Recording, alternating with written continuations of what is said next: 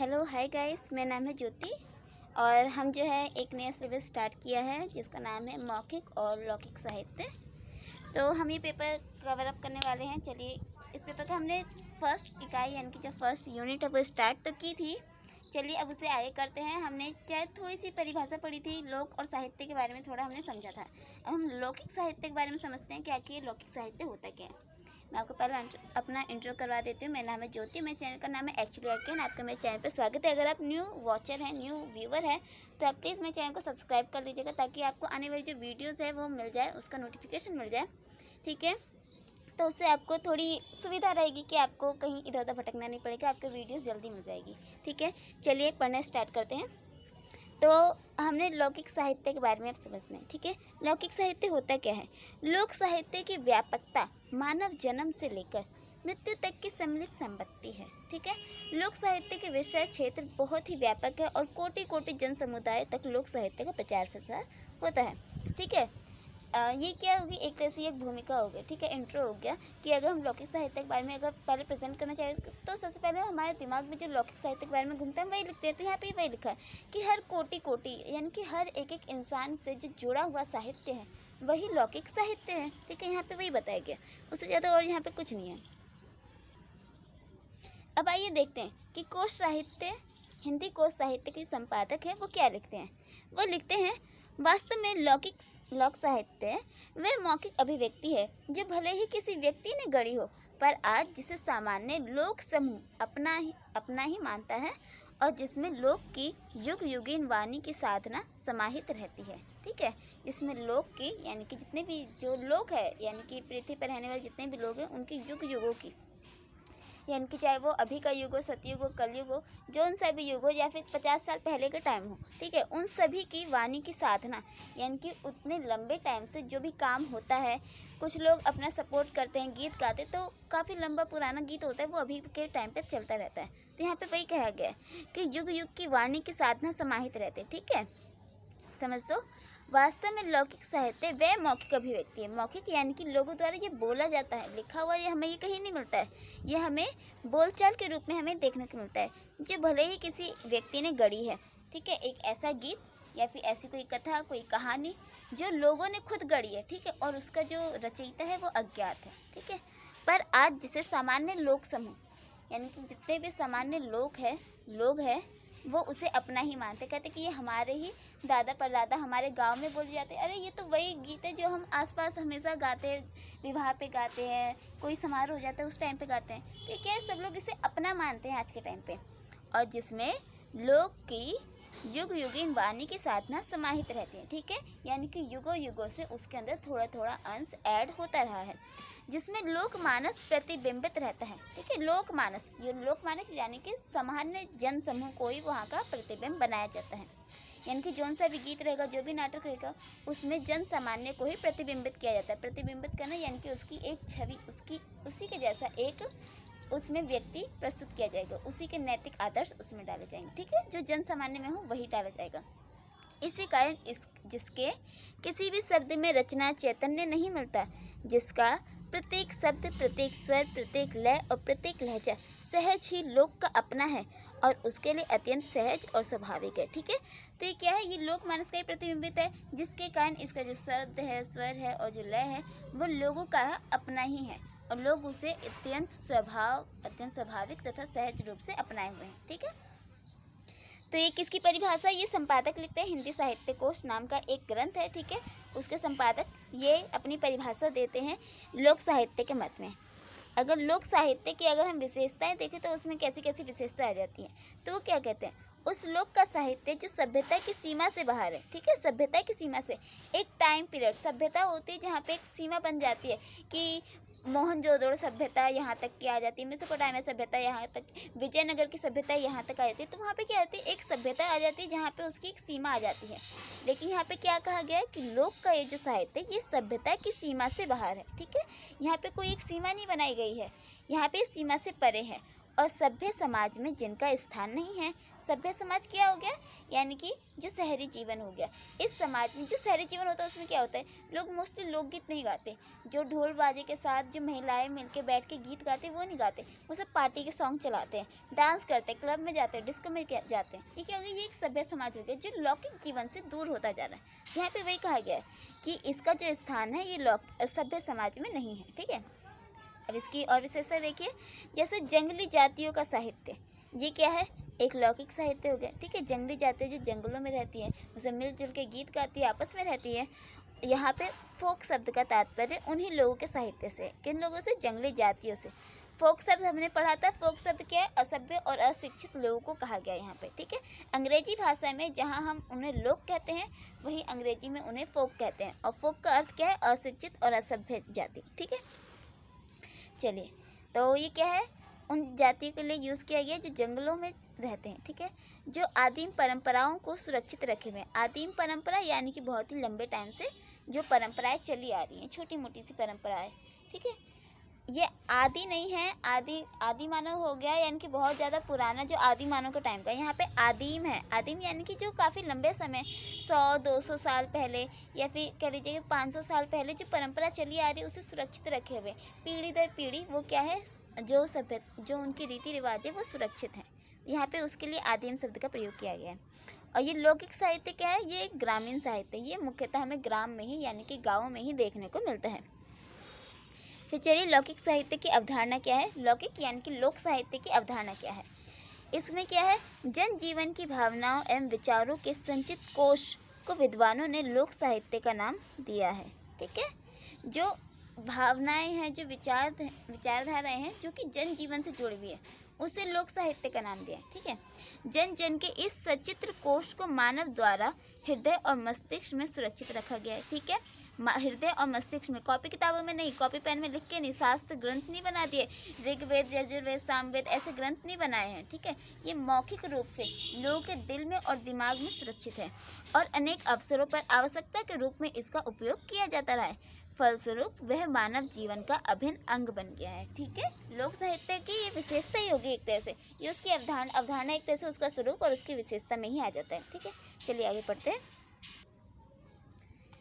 अब आगे क्या कहते हैं कि लोक साहित्य की युगों युगों की लंबी यात्रा के मध्य न जाने कितनी परंपराएं बनी और कितनी मिटी है। समाज में न जाने कितने परिवर्तन हुए, मान्यताएं बदली, आस्थाएं बदली, विचारधाराएं बदली, किंतु लोक साहित्य के प्रति लोक मानव की आस्था में तनिक भी कभी भी परिवर्तन नहीं आया और वह निरंतर पल्लवित और पुष्पित होती रही है। ठीक है, ये लोक साहित्य के बारे में बताया गया है कि वो बहुत सारी सभ्यताओं से मिली, उनसे अलग हुई, लेकिन उसमें परिवर्तन नहीं आया, वो अपने आप में ही पल्लवित यानी कि अपने आप में और अधिक अच्छी होती गई है।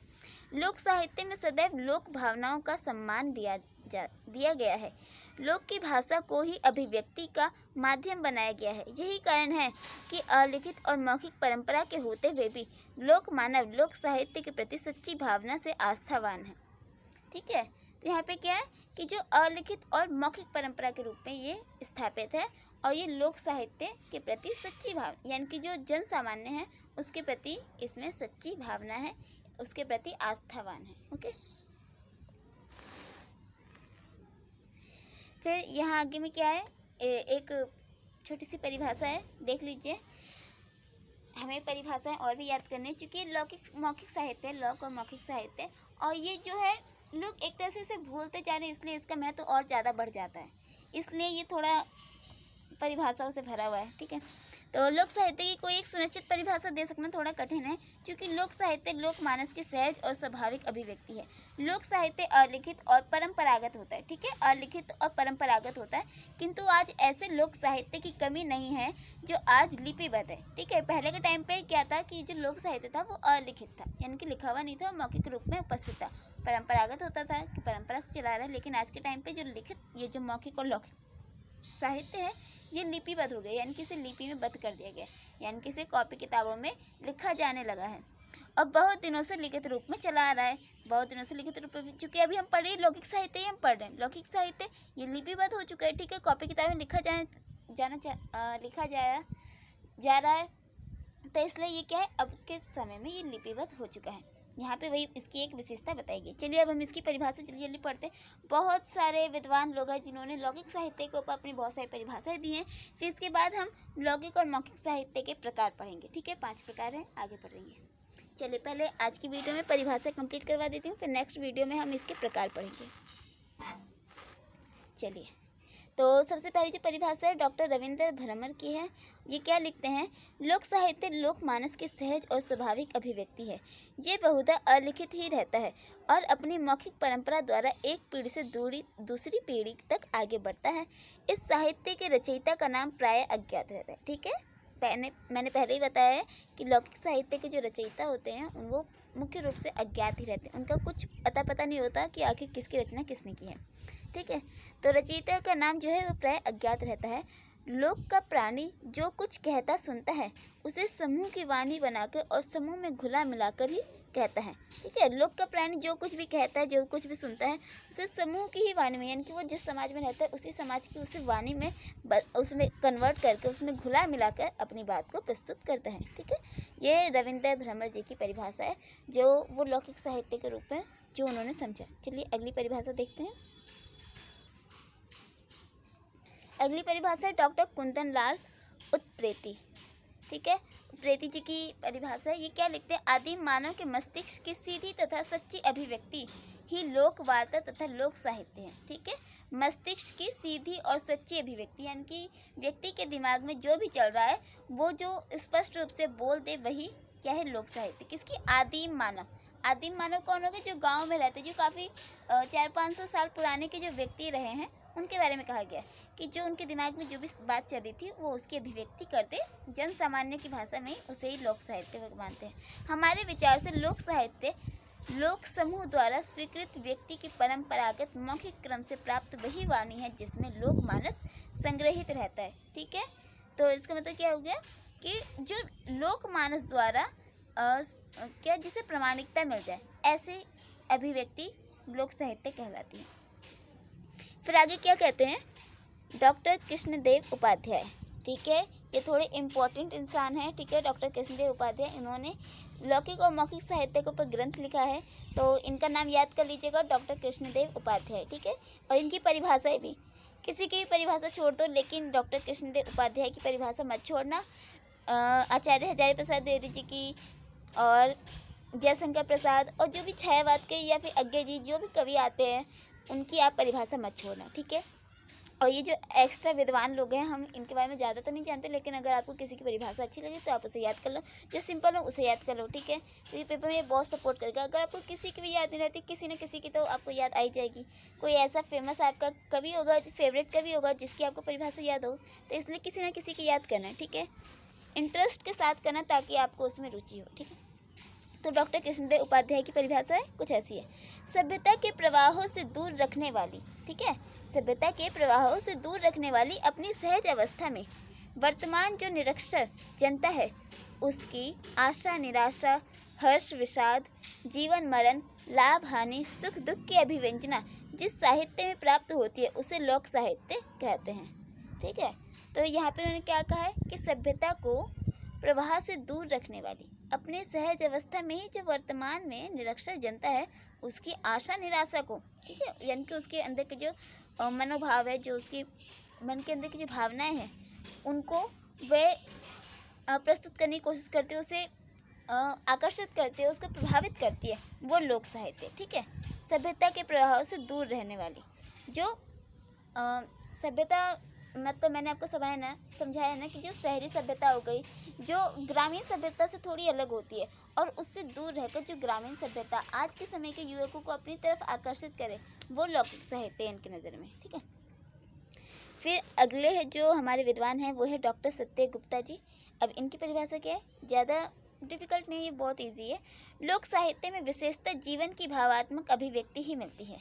ठीक है, और इसकी सीमाएं भावों से ही निर्मित होती है। बहुत सिंपल है कि जीवन की भावनात्मक अभिव्यक्ति मिलती है और इसकी सीमाएं जो है वो भावों से ही निर्मित होती है, यानी कि जहाँ पर भाव यानी कि भावनाएं जहाँ पर सीमित हो जाए वहीं पे इसकी सीमा है लोक साहित्य की। ठीक है, बहुत ईजी है। फिर जो अगली परिभाषा वह आचार्य हजारी प्रसाद द्विवेदी जी की, वो क्या लिखते हैं? ऐसा मान लिया जा सकता है कि जो चीज़ें सीधे उत्पन्न होकर सर्वसाधारण को आंदोलित, चलित और प्रभावित करती है, वे ही लोक साहित्य, लोक शिल्प, लोक नाट्य, लोक कथानक आदि नामों से पुकारी जा सकती है।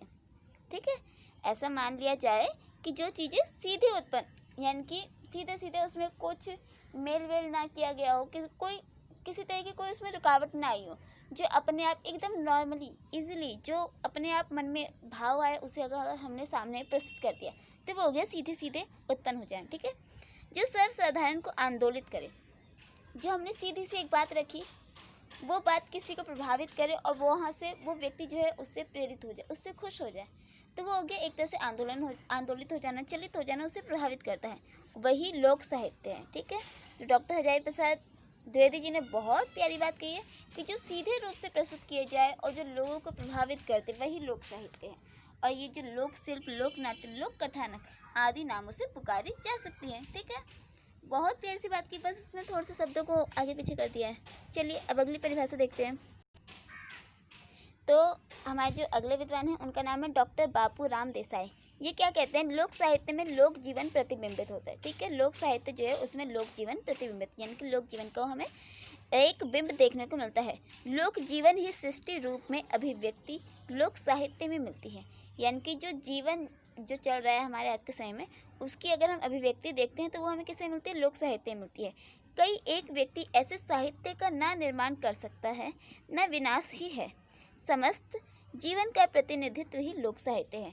यानी कि यहाँ पे क्या कह रहे हैं कि कोई अकेला व्यक्ति नहीं है जो लौकिक साहित्य का निर्माण करे और उसका विनाश कर दे, ये सारे जीवन का प्रतिनिधित्व करता है। ये ऐसा लोक साहित्य है जो किसी एक व्यक्ति द्वारा ना तो पैदा किया जा सकता है ना ही ख़त्म किया जा सकता है। इसको बनने में बहुत लंबा टाइम लगा है, बहुत सारे लोगों से मिल के बना है और ये पूरे जीवन को प्रतिबिंबित करता है, इसीलिए ये लोक साहित्य कहलाता है। ठीक है, डॉक्टर बापूराव देसाई जी ये कहना चाहते हैं। फिर आगे पंडित राम नरेश त्रिपाठी जी क्या कहते हैं, वे कहते हैं रामगीत और महाकवियों की कविता में अंतर है। ठीक है, अब यहाँ पे क्या है कि यहाँ पे साहित्य और ग्राम्य, जो शास्त्रीय हो गए और जो ग्राम्य चीज़ें हो गई, उनके बीच में यहाँ पे इन्होंने थोड़ा सा एक छोटा सा अंतर यहाँ पे प्रस्तुत किया है। तो इनकी मेरे को बड़ी अच्छी लगी थी इसलिए मैंने यहाँ पे डाली है। समझिए, ग्राम गीत और महाकवियों की कविता में अंतर है।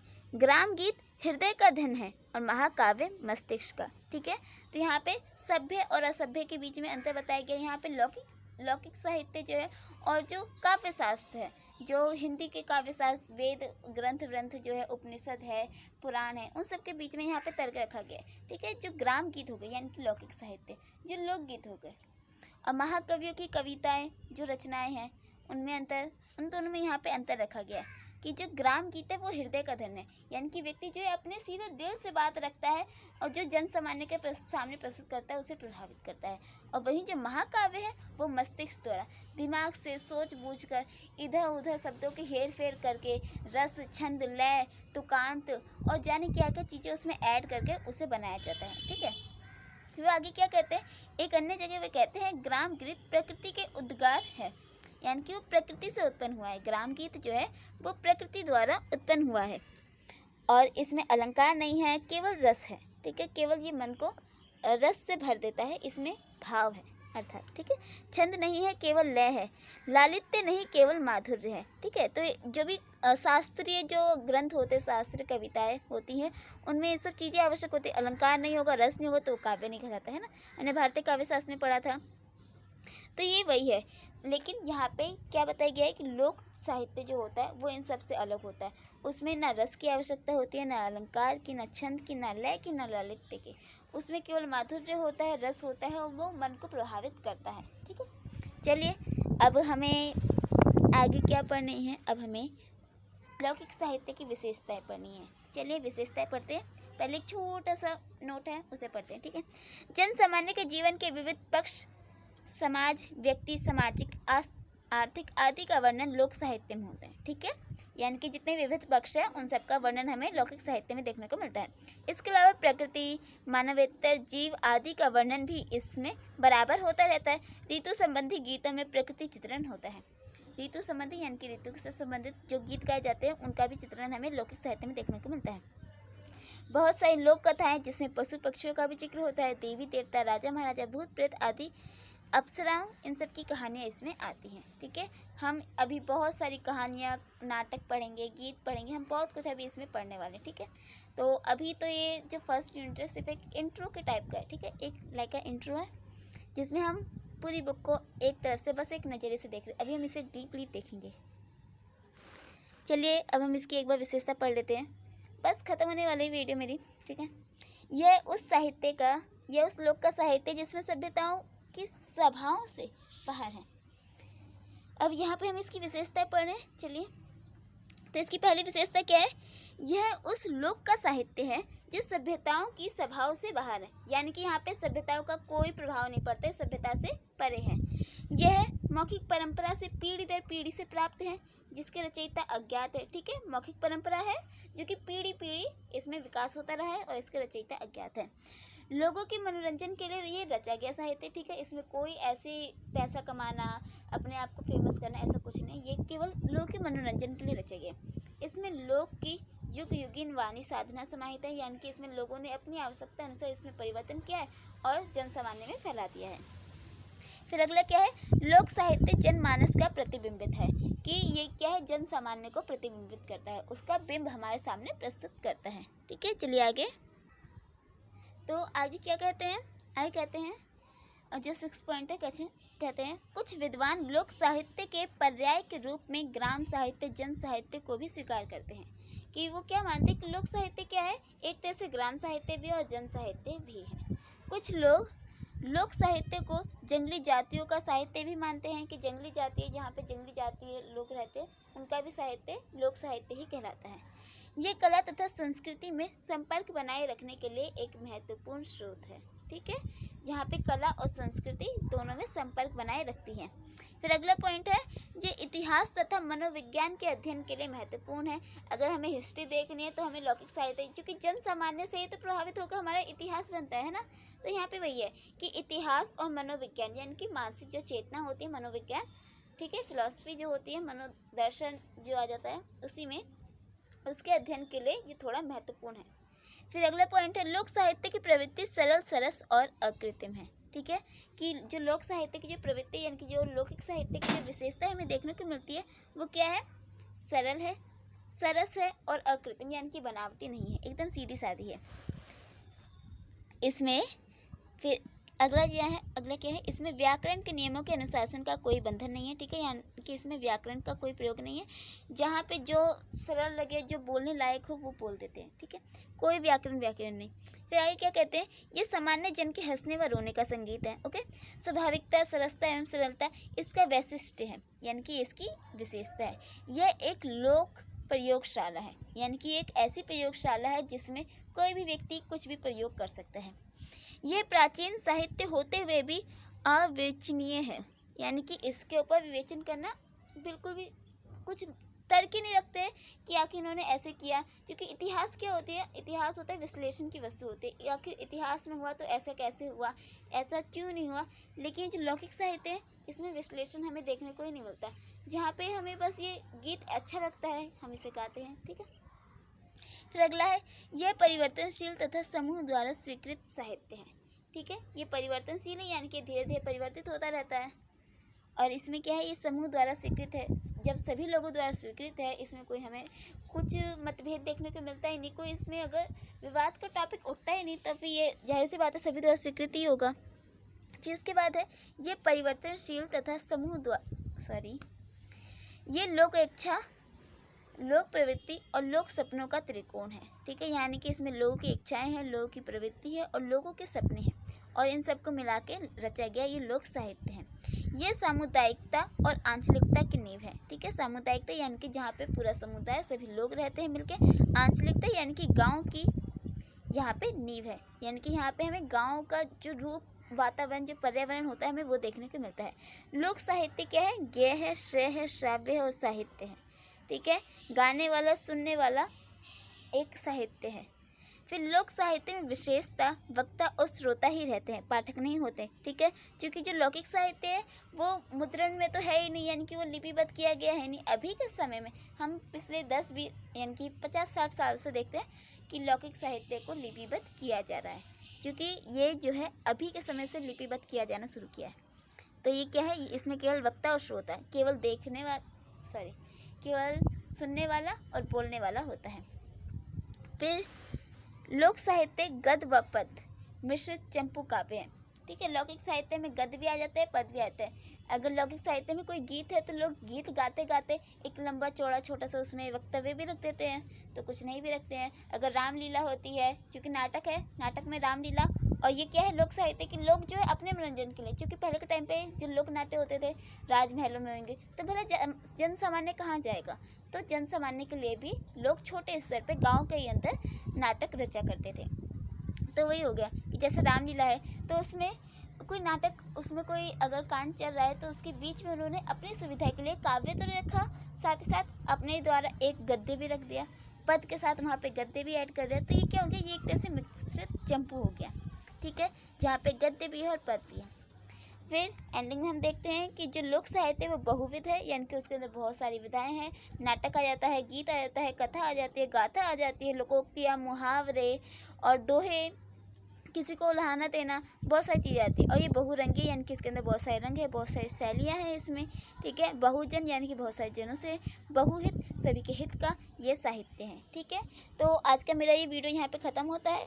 इसमें मैंने लौकिक साहित्य के बारे में आपको बताया है। अब हम जो नेक्स्ट वीडियो पढ़ेंगे, नेक्स्ट वीडियो जो हम देखेंगे उसमें पढ़ेंगे, तो उसमें हम लौकिक साहित्य के प्रकार पढ़ेंगे। आखिर लौकिक साहित्य के कितने प्रकार हैं, उन प्रकारों की क्या क्या विशेषता, उसको लेकर क्या क्या परिभाषाएं दी गई। ठीक है, हमारी फर्स्ट इकाई में सिर्फ और सिर्फ परिभाषाएं, ओनली एंड ओनली डेफिनेशंस।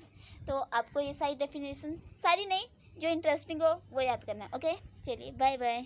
मेरा नाम है ज्योति, चैनल का नाम है एक्चुअली अगेन। अगर आपको मेरी वीडियो पसंद आती है तो आप लाइक करिएगा, इच्छा हो तो लाइक करना, सब्सक्राइब कर लेना, शेयर करना। ठीक है, चलिए बाय बाय। और क्वेरीज हो, आपकी कोई क्वेश्चन हो तो आप कमेंट करके मुझसे पूछ सकते हैं। चलिए बाय बाय, थैंक यू।